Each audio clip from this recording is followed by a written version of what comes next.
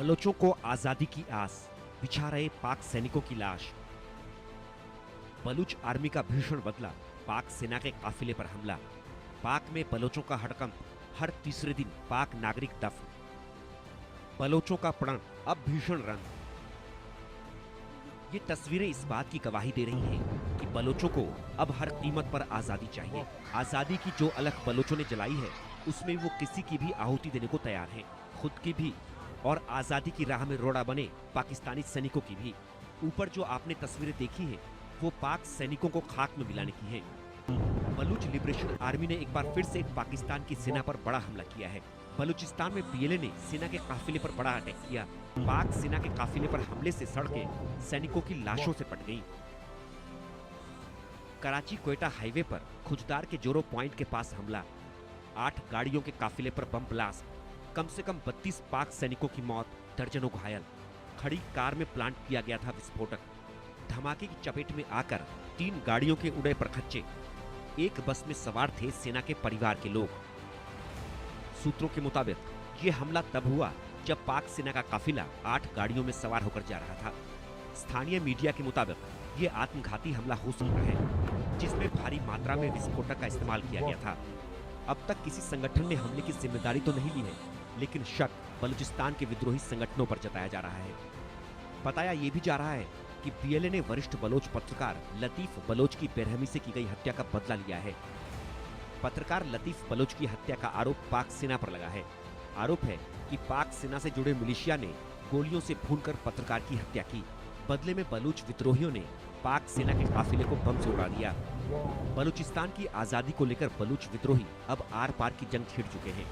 पाकिस्तान की आतताई सरकार से छुटकारे के लिए बलूचिस्तान सुलग रहा है।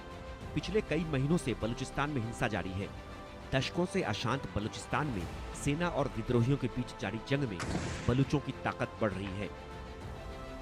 मई के दूसरे हफ्ते में भी सेना पर भीषण हमला। पाक पर ऑपरेशन सिंदूर के बाद फटा बीएलए का बम। बुलान के शोरकंद और केज के कुलाग तिगरान में हमला। 2 अलग अलग हमले में 14 पाक सैनिक मारे गए। अप्रैल में कोयटा के नजदीक मारगट इलाके में हमला। विद्रोहियों ने 10 सैनिकों को मार गिराया। 11 मार्च को बीएलए ने किया था ट्रेन हाईजैक। कोयटा से पेशावर जा रही जाफर एक्सप्रेस को अगवा किया था। तब बीएलए ने 90 पाक सैनिकों की मौत का किया था दावा। साल 2024 से ही बलूचिस्तान में विद्रोहियों ने हिंसक रूप ले लिया है। पाकिस्तान की मीडिया रिपोर्ट्स और ब्रिटेन की एक NGO action on armed violence यानी एओएवी की माने तो हर 3 दिन में एक पाक नागरिक की मौत हो रही है। 2024 में 120 से ज्यादा पाक नागरिक मारे गए। विद्रोही संगठनों पर नागरिकों की मौत के आरोप, बीएलए जैसे विद्रोही संगठनों के हमले में मारे जाने का आरोप। 2024 में कुल 248 हिंसक घटनाएं हुई। 2023 के मुकाबले 11% ज्यादा हमले हुए। हालांकि नागरिकों की कुल संख्या में 9% की कमी आई। इन आंकड़ों में पाक सरकार के लिए काम करने वाले सुरक्षा बलों के जवान शामिल नहीं हैं। आंकड़े बताते हैं कि जहां हिंसक घटनाओं में तेजी आई है, वहीं पाक नागरिकों की कुल संख्या में कमी आई है। बलूच लिबरेशन आर्मी और बलूचिस्तान के दूसरे विद्रोही संगठन पाकिस्तान से हर हाल में आजादी चाहते हैं। बलोचों का कहना है कि भारत पाकिस्तान बंटवारे के समय वो एक आजाद देश के तौर पर रहना चाहते थे, लेकिन पाकिस्तान ने उनकी मर्जी के खिलाफ जाकर जबरन बलूचिस्तान को पाकिस्तान में शामिल कर लिया।